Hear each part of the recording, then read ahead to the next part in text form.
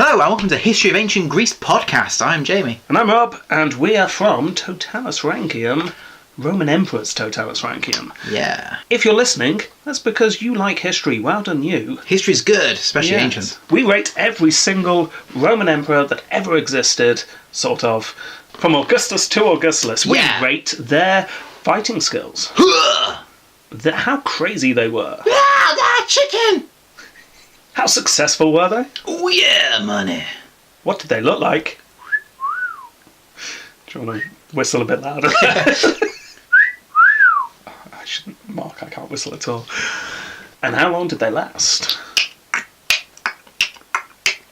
And also, whether they have a certain je ne sais quoi. Yeah. So if you are interested in Roman history and you want to break from this fantastic Greek history podcast, come on over and check us out. It'll be great. After all, what have the Greeks done? Yeah, apart from, medicine. Democracy. And, triangle. They invented triangle. Triangles are good, aren't they? Yeah. Yeah, okay. Yeah. And if you're listening to this in the future, because you're either an alien or just in the future, and you don't like Roman history... American Presidents, Totalus Rankium. Yes, our second series is coming soon, so if you wait a little while, you can check that out. In the meantime, enjoy Ryan's take on Imperial Athens. We're enjoying it, and so will you. Goodbye. Goodbye.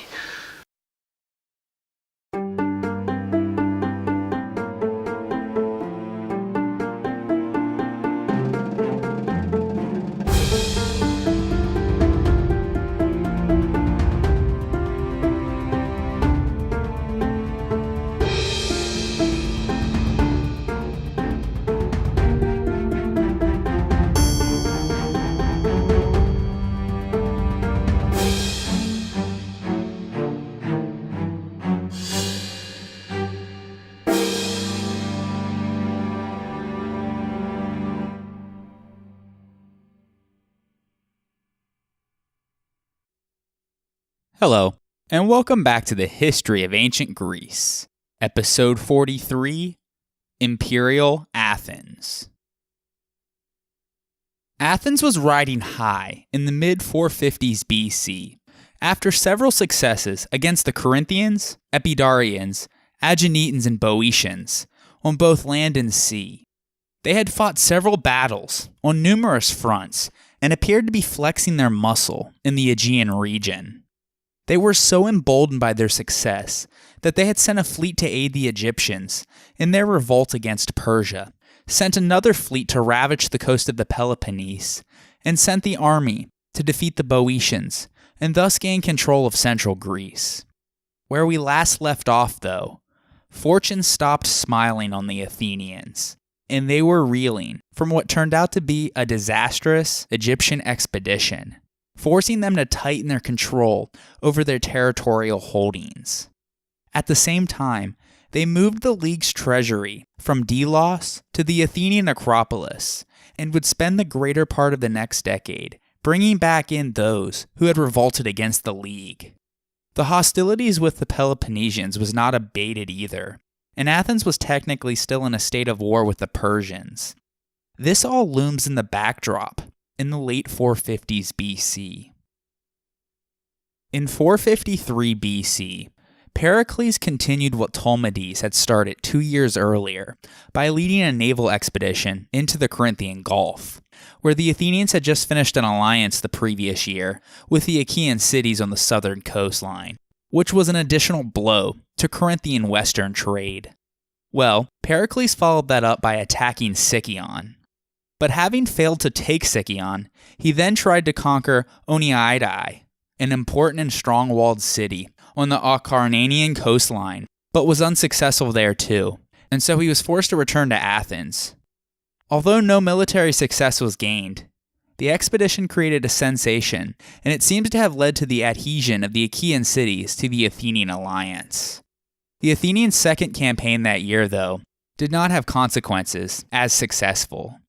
The Athenians had responded to a call for assistance from Orestes, the king of Thessaly, to restore him after he was exiled. And so, together with their Boeotian and Phocian allies, the Athenians marched north into Thessaly, The two sides met at Pharsalus, but the Athenians were unable to neutralize the devastating effects of the Thessalian cavalry, and thus were defeated and forced to return to Athens. Meanwhile, Erythrae, an Ionian city in Asia Minor, revolted from the League. At Erythrae, there had been a political struggle between Delian League loyalists and Medizers, who supported a pro-Persian policy, and it was the latter who gained the upper hand. And so they revolted and established a pro-Persian tyranny. The Athenians managed to put down the revolt rather easily, though, in 452 BC, and then they placed hard regulations on the Erythraeans. In fact, we have epigraphic evidence of this, the so-called Coinage Decree, which states that the Athenians imposed a democratic constitution and a clerarchy upon them.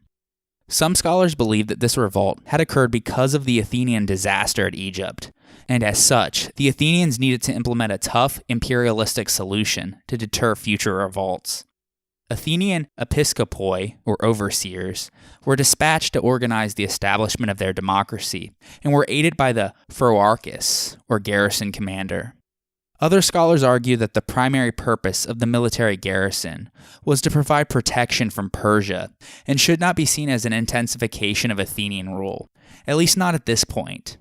In the same way, the political role of the phroarchus was to vet incoming political participants for covert pro-Persian sympathizers, who may have escaped the immediate purge after Erythrae's recovery by the Athenians. Furthermore, unlike later decrees, which we will mention shortly, the Delian League allies were mentioned in the oath. It reads, quote, "The people are to swear the following: I will not revolt from the Athenian people, nor from the allies of the Athenians." End quote. Concurrently, Miletus revolted too until the Athenians also drove out the Persian-backed tyrants that same year. They were returned to the League in 451 BC, but a democratic constitution and military garrison wasn't imposed on them, like at Erythrae.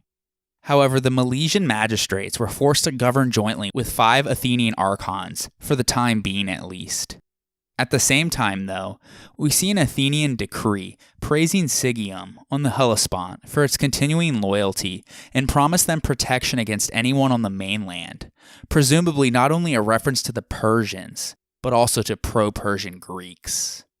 Furthermore, in 451 BC, famine rocked Attica, and so all these different things that were happening, the rebellions and the famine, led the Athenians to change their stance in a very significant way.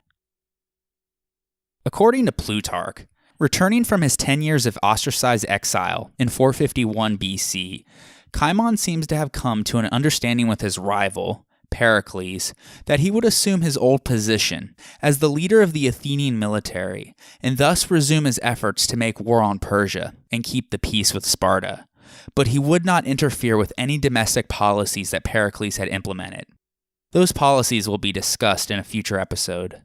The historian Donald Kagan believes that this power-sharing deal would only have been successful if Cimon adapted himself to the new conditions and promoted a political marriage between Periclean liberals and Cimonian conservatives.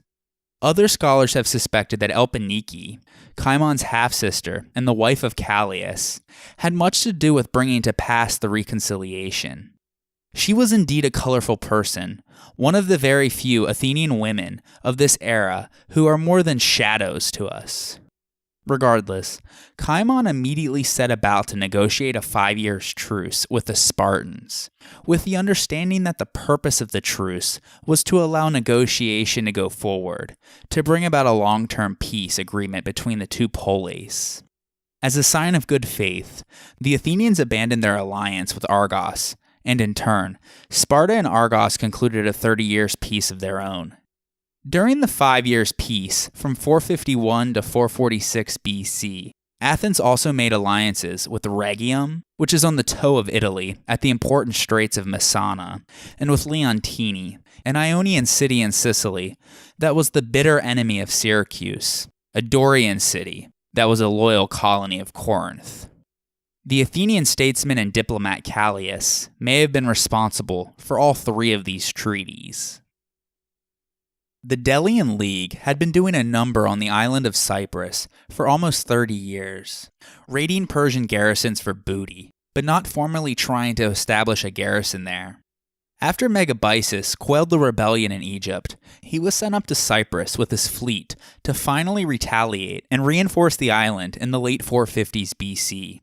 With the 5 years' truce freeing them from fighting in Greece, the Athenians were once again able to dispatch a fleet to Cyprus. So for 450 BC, Cimon was elected once again as one of the strategoi and immediately led an expedition of 200 ships to Cyprus. His objective was to undo the damage that was done by the disaster in Egypt. During their siege of the Cypriot city of Kition, however, Cimon either was wounded in battle and died of gangrene, or died from a sickness. The Athenians then dropped the siege of Kition and retreated to Salamis, that being the Salamis on Cyprus, apparently at the deathbed instructions of Cimon. His death was kept a secret from the army, though. 30 days later, the fleet was attacked by a Persian force composed of Phoenicians, Cypriots, and Cilicians, while sailing off the coast of Salamis. Under the supposed command of the deceased Cimon, still unbeknownst to the troops, they defeated this force at sea, while the land forces simultaneously won a victory themselves on land, displaying their power in the east to quell the Ionian discontent. Having thus successfully extricated themselves, the Athenian fleet sailed back to Greece and took with them the body of Cimon. He was buried back in his home city, and a glorious monument was erected in his memory. He was an example of patriotism, shrewd purposefulness, and strategic genius. Although seemingly insignificant, these battles on Cyprus were the end of the Greco-Persian Wars. Cimon's removal from the political scene in Athens was significant for two reasons. He was the only politician who had the kind of support and charisma that could challenge the new important leader in Athens, Pericles. This was why Pericles, who was still at a relatively young age, was able to become a person of unprecedented influence and power in the Athenian state. It's not that he took on new constitutional powers or anything, but he could persuade the ecclesia to do whatever he wanted almost all of the time, with nobody to challenge him. Secondly, his death removed Athens' chief advocate of continuing war with Persia and of maintaining good relations with Sparta. Complicating the account of this period is the so-called Peace of Callias. Supposedly, in the spring of 449 BC, this peace officially ended the state of war between Athens and Persia that began with the conquest of the Asiatic Greeks in the mid-6th century BC. The Athenian, who was sent to Susa to negotiate with Artaxerxes, was once again Callias, hence the name of the treaty. Thucydides, though, doesn't mention anything about peace, but Diodorus, who was writing much later, described the peace terms as such. Quote, "All the Greek cities of Asia are to be autonomous. The satraps of the Persians are not to come closer to the sea than a 3 days' journey, and no Persian warship is to sail inside of Phaselis in Lycia or the Chianean rocks on the eastern end of the Bosporus. And if these terms are observed by the king and his generals, the Athenians are not to campaign in the territory over which the king rules." End quote.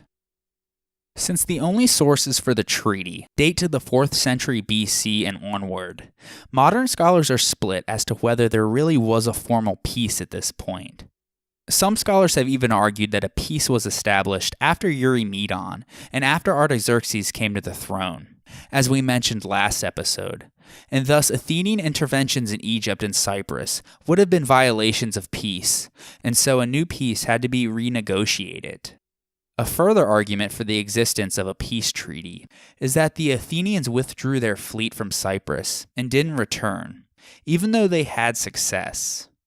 For over a decade, the winning of Cyprus had been one of the main objectives of Athenian policy, but now, the Greek cities of Cyprus were left to struggle with the Phoenicians on the island as best as they could. The Phoenicians soon enough would get the upper hand and would hold on to it for many years. they would try to extirpate Greek civilization from the island, but with little success, and we will see Greek dynasties once again in power in the near future. Donald Kagan believes that a formal peace was enacted. He also believes that Callias, the brother-in-law of Cimon, was employed by Pericles several times to negotiate these important agreements because of his skills as a negotiator and, more importantly, as a symbol of unity between the two political factions.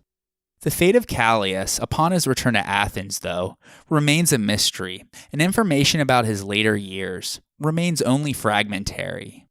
Some sources allege that his mission to Artaxerxes was not successful, and that he was indicted for high treason on his return to Athens, and sentenced to a fine of 50 talents. Others claim that the Athenians dedicated an altar of peace and voted special honors to him. His son and his grandson would come to play prominent roles in the near future. Anyways, this only adds to the confusion, whether there was an official peace. Regardless whether it was official, though, hostilities would not occur for almost 4 decades, so nobody questions that there was at least a de facto peace between the Athenians and their allies and the Persians. In his brief description of the 50 years between the two great wars, Thucydides' aim was to explain the growth of Athenian power, and such a treaty, and the fact that the Delian allies were not released from their obligations after it, would have marked a major step towards outright Athenian imperialism. He writes that, quote, peace raised questions about the continuation of the Delian League, organized to wage war against Persia and the payment of tribute, imposed against the barbarian, end quote, as the allies were not released from their obligations to provide either ships or money, despite the cessation of hostilities. And so, following this de facto peace, behind Pericles' guiding hand, Athens now began to act as an openly imperial city from 550 to 546 BC. The peace with Persia, however, was not followed by further Athenian expansion within the defined limits. Instead, we see Athens tightening their grip over those who were already under their dominion. At this point, Lesbos, Chios, and Samos were the only subjects left to contribute ships, while the rest paid their tribute in Phoros. To further Athens' grip on its empire, Pericles' imperialistic foreign policy advocated retaining tight control over their maritime allies and increasing Athenian prestige in Greece. In order to do that, the Athenian fleet, under Ptolemades, founded various clearcase to serve as military outposts in order to act as safeguards and to keep control of the empire's vast territory throughout the Aegean, such as those that were set up at Charistos, on the southern end of Euboea, or those on the islands of Naxos, Andros, Lemnos, and Imbros, as well as on the Thracian Chersonese. This policy clearly shows that the Athenians had no intention of releasing their control over their allies. The collection of tribute was remitted for 1 year throughout the Athenian Empire, and thus there is no tribute list to be had for 449-448 BC. However, it is generally believed that the Athenians had declared a postponement in the collecting of phoros until a policy for the future was decided upon.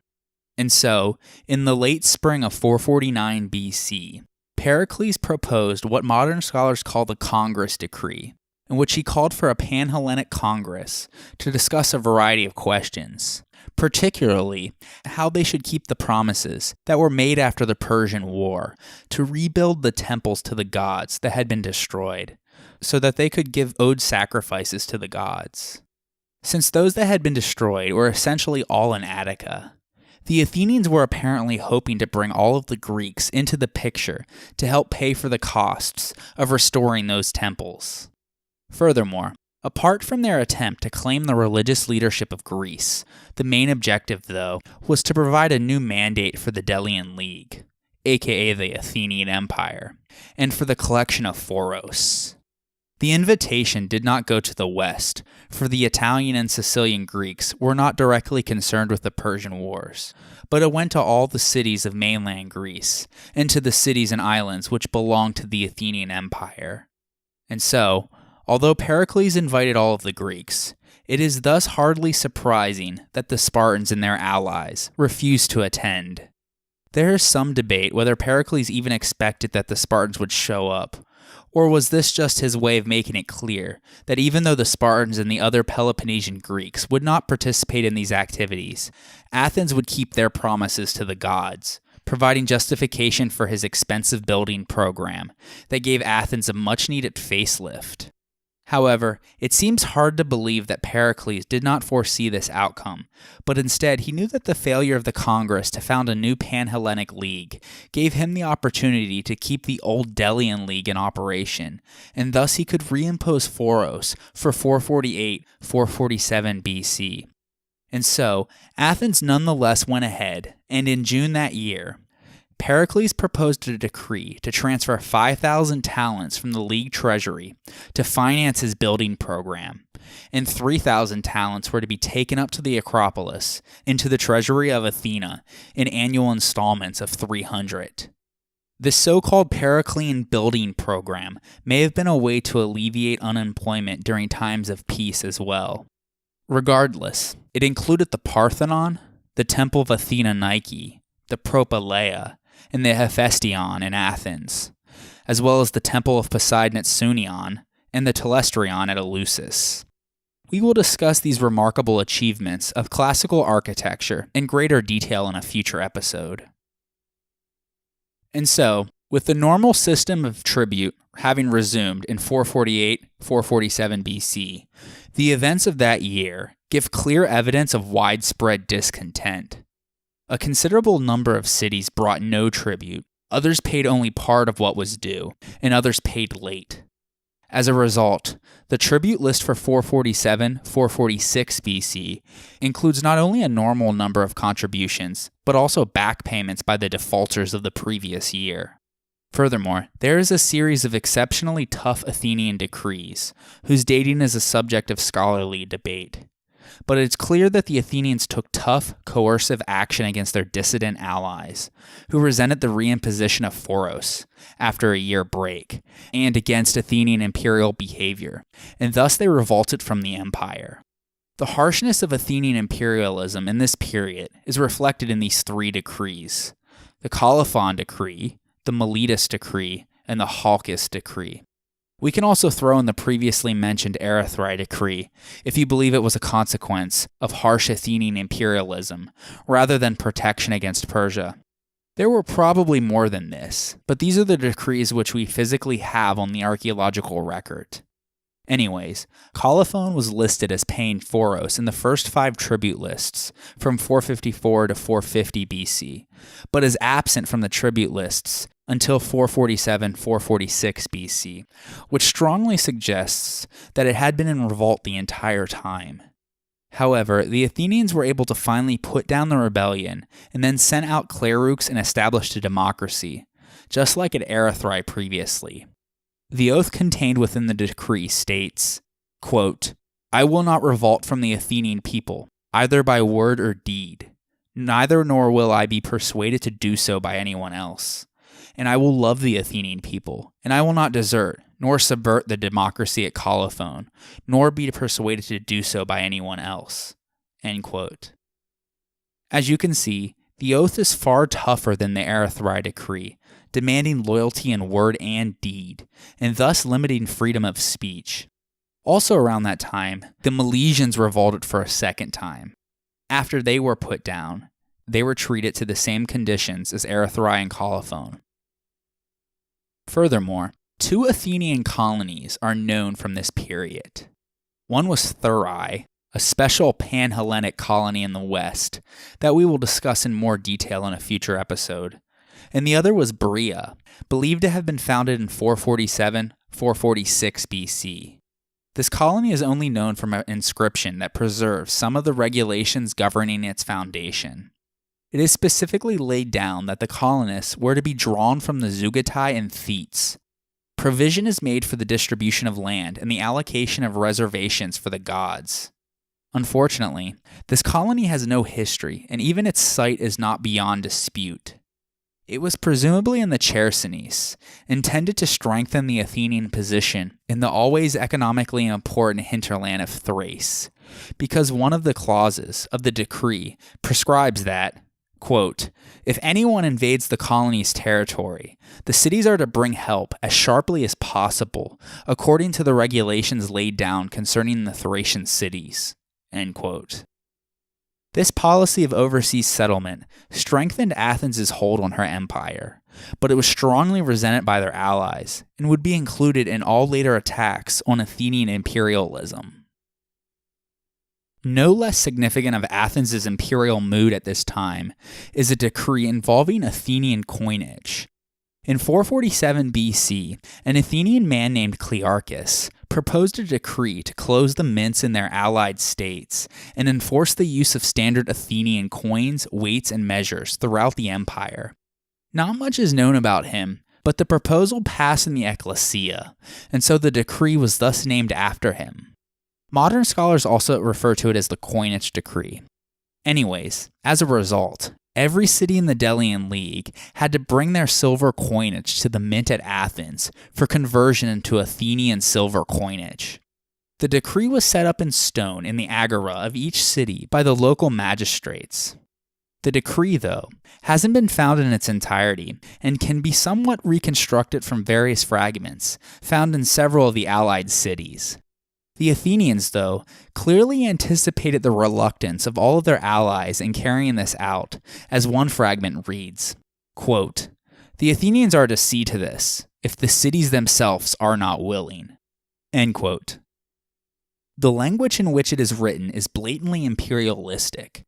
It is not easy to establish what economic benefits this decree bestowed upon the Athenians, apart from the obvious advantages that all future foros payments to Athens would be in Athenian silver coinage and minting fees.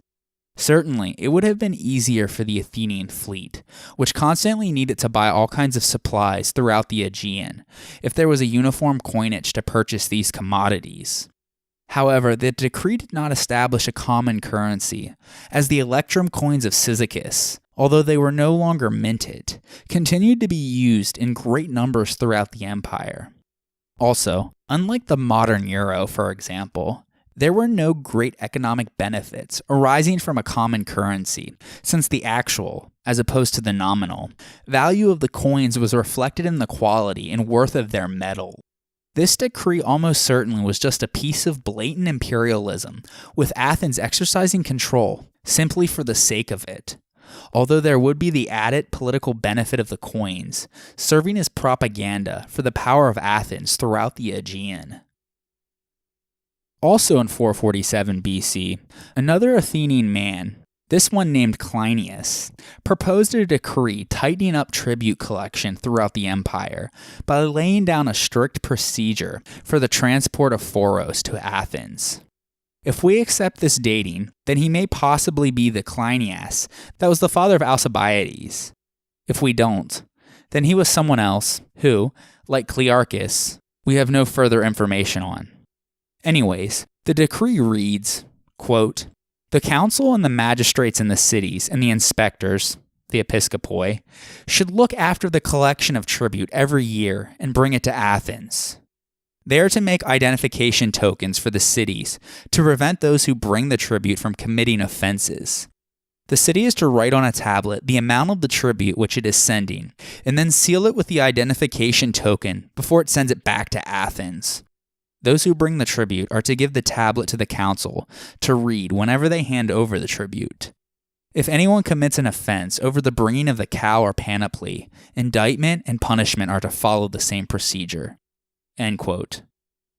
This system of phoros recording tablets and identification tokens ensured there could be no claims by phoros payers that the correct amount had been dispatched, but a part had been lost in transit. A short tribute list would note the absentees and partial payments, and all prosecutions for those failing to provide their full amount of phoros were to be conducted initially before the boule, and then before the heliai. Also, the last sentence in the decree implies that all colonies and subject allies were now required to bring cow and panoply as sacrifice to the greater Panathenaea, held every 4 years, and failure to do so was treated to the same degree of seriousness as a tribute offense. For the Clearcase and Coinage Decrees, scholars have often accepted that they were written around the same time because they have close parallels in their tone and language.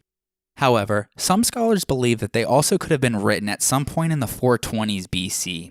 In all honesty, though, they can fit into the narrative either way, and even if these two decrees were not passed in 447 BC, the Athenians by that point had already put into place all of the necessary means of control by which they could govern their empire. A fleet that was virtually Athenian, the Clearcase, the garrisons, the resident Athenian officials, the imposed constitutions, the oaths of loyalty, the judicial interference, and the ending of league meetings on Delos.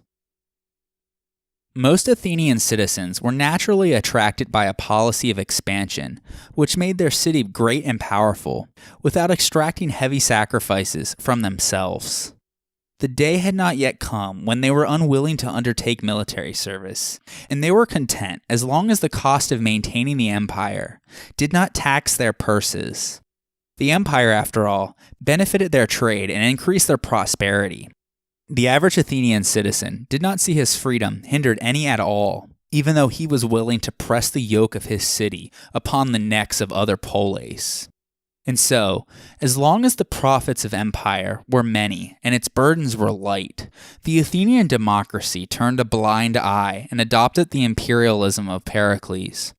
The firmness of Athens to its allies in the years immediately following peace with Persia ultimately helped them survive the crisis that was about to follow, and thus there was no disintegration of their empire. Meanwhile, back at Sparta, the 5-year truce was also most welcome. Since the late 470s BC, Sparta had endured one of its most difficult and dangerous periods in their history, and their military supremacy in the Peloponnese was on the brink of disaster. And so credibility amongst their allies was at stake. Thus, even the Spartan hawks probably saw this period as a valuable breathing space before another inevitable fight with the Athenians. In this situation, the Spartan doves would have become increasingly more alarmed with the Athenian land empire, which undermined the foundations of their dual hegemony.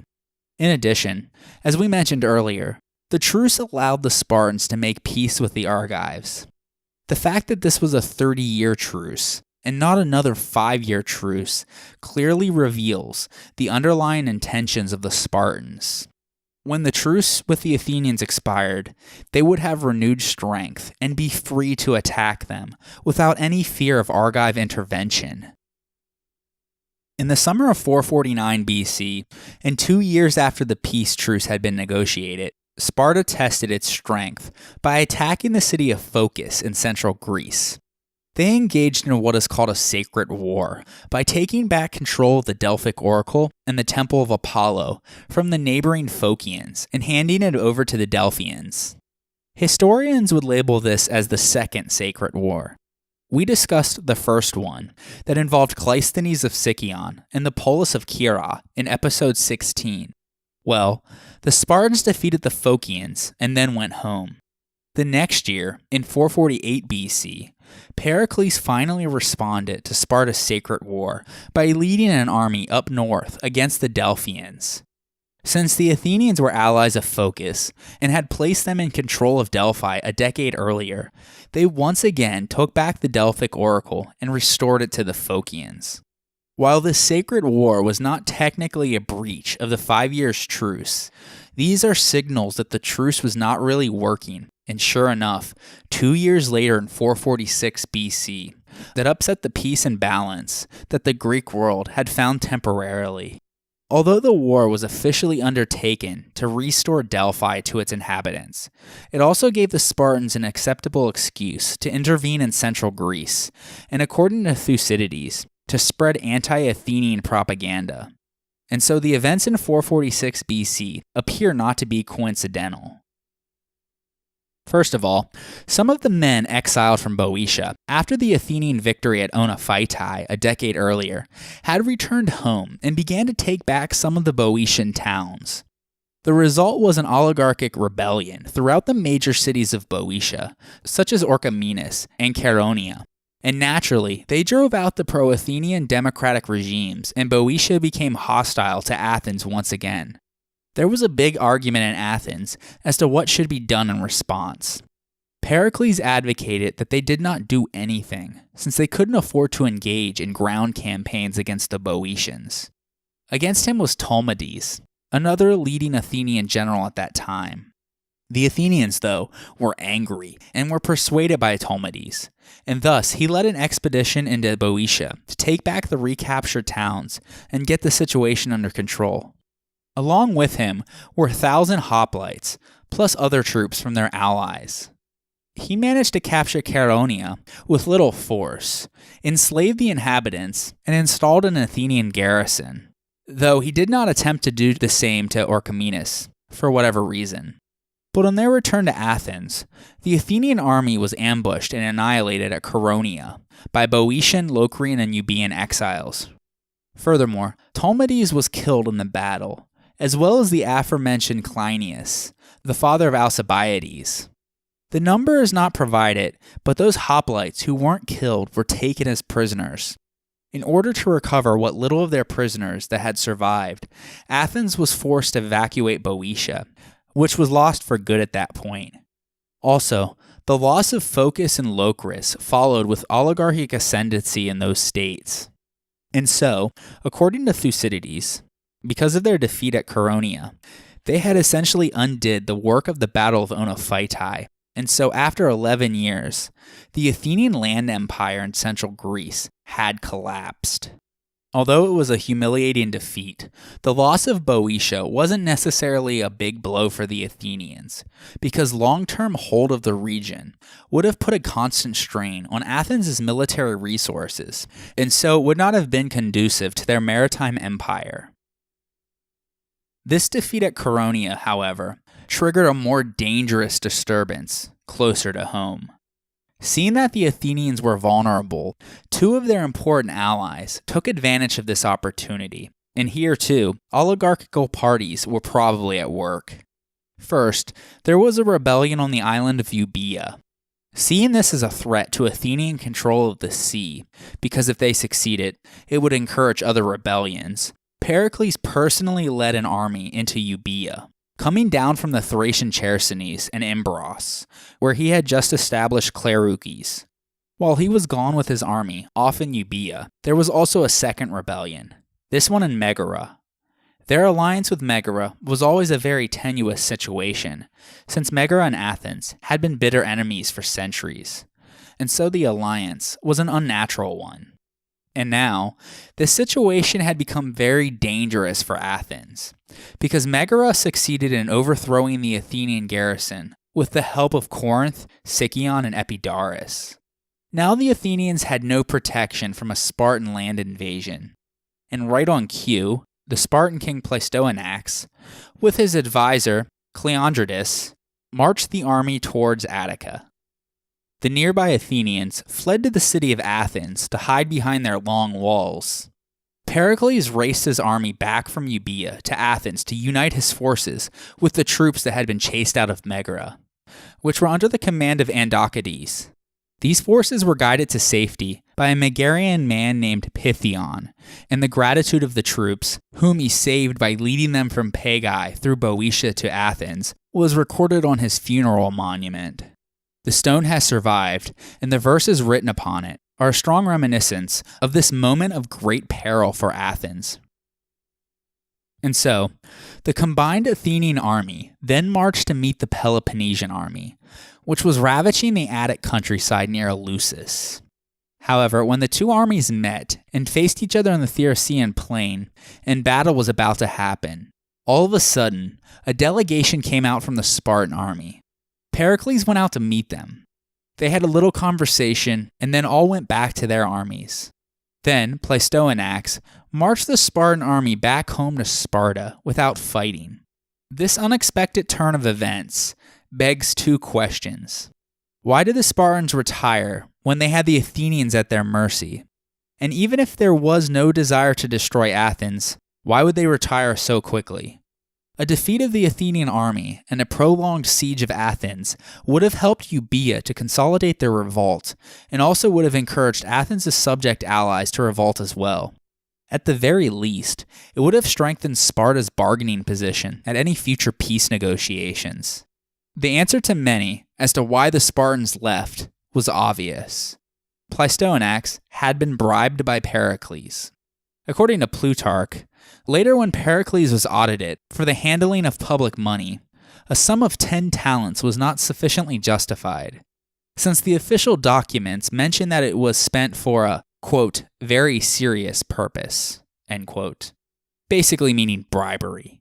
The auditors, knowing exactly what that was for, approved it without an official investigation.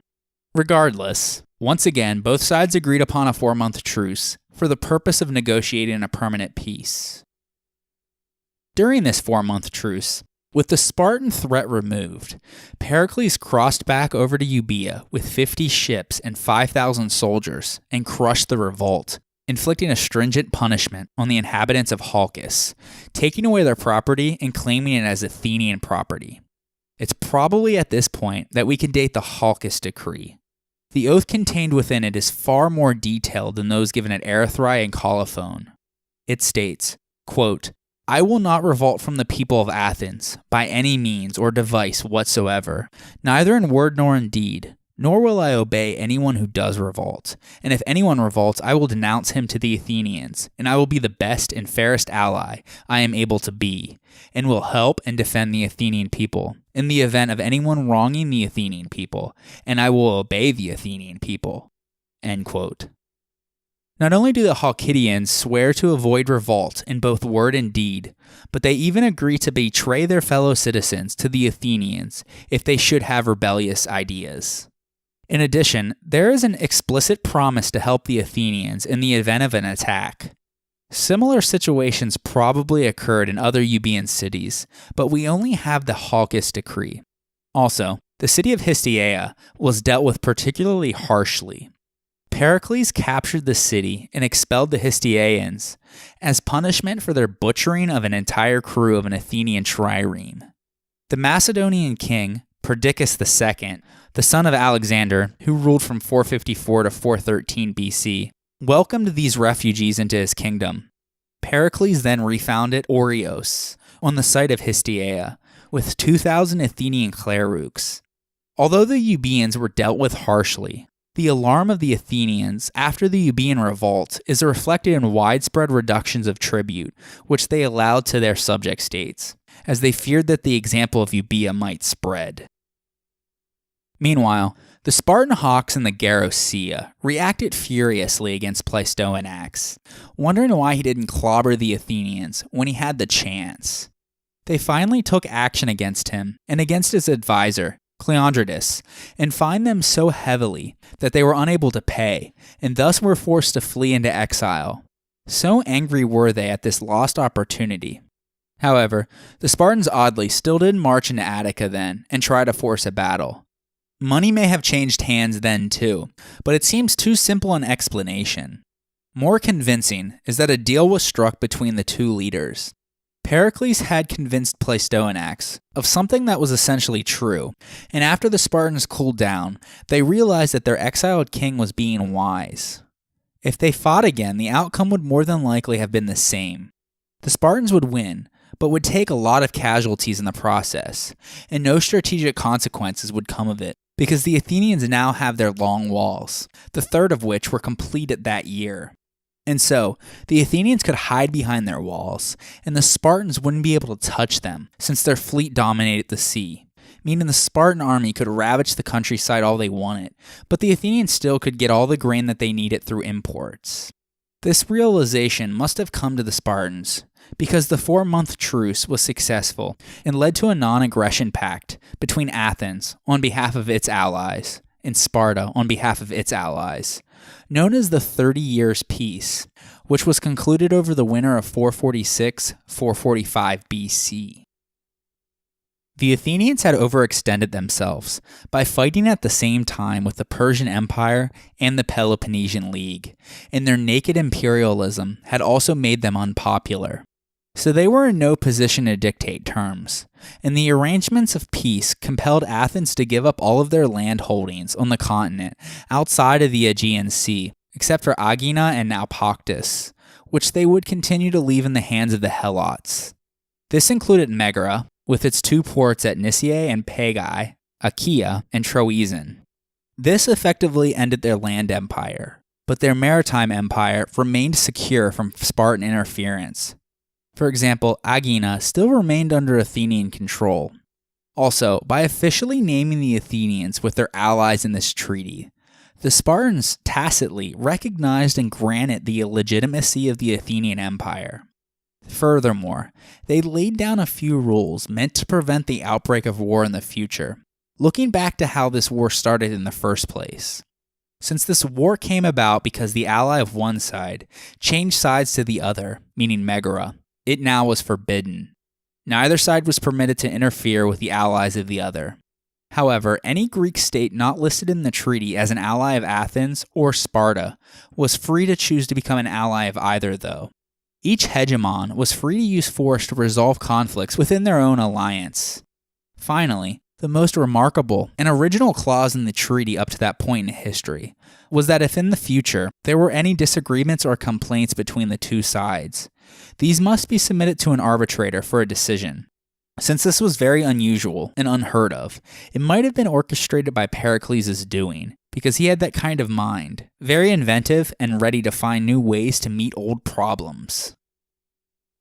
The middle years of the First Peloponnesian War marked the peak of Athenian power. Holding Boeotia and Megara on land and dominating the sea with its fleet, the city had stood utterly secure from attack. But the events of the mid-440s BC destroyed this position. For all of their successes in the early part of the war, the Athenians had ended up staring defeat in the face due to mistakes in foreign policy, and only survived by the withdrawal of the Spartan forces. Pericles learned some very valuable lessons from the First Peloponnesian War, which helped him to shape future foreign policy decisions. Athens' power was based upon the sea, and therefore the maintenance of the sea empire had to be the greatest priority for Athens.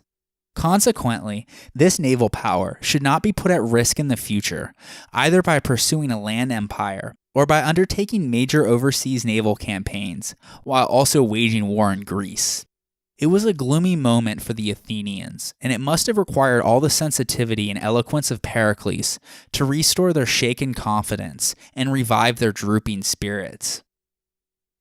Although not all Athenians had given up their dreams of unipolar control of the Greek world, the peace treaty that ended the war laid out the framework for a bipolar Greece. Both sides had found this war to be very unpleasant and uncomfortable, producing dangers and risks that neither had ever anticipated. And so, at the time the peace was made, both sides probably came to the realization that this war wasn't worth having. If this sentiment is true, then sustainable peace would have been possible, and thus the war that followed was not inevitable, although Thucydides seems to believe that it was. There will be more on that in a future episode. Furthermore, the people who made the treaty certainly were persuaded that peace was better than war. So at that point, it wasn't clear that there really needed to be war. But a series of events between 445 to 431 BC shattered the so-called 30 Years' Peace, to the point that it didn't last even half that long. But before we get there, we have a whole lot of political, cultural, social, and economic achievements of classical Athens to talk about. So join me next time on the history of ancient Greece, episode 44, Democracy under Pericles.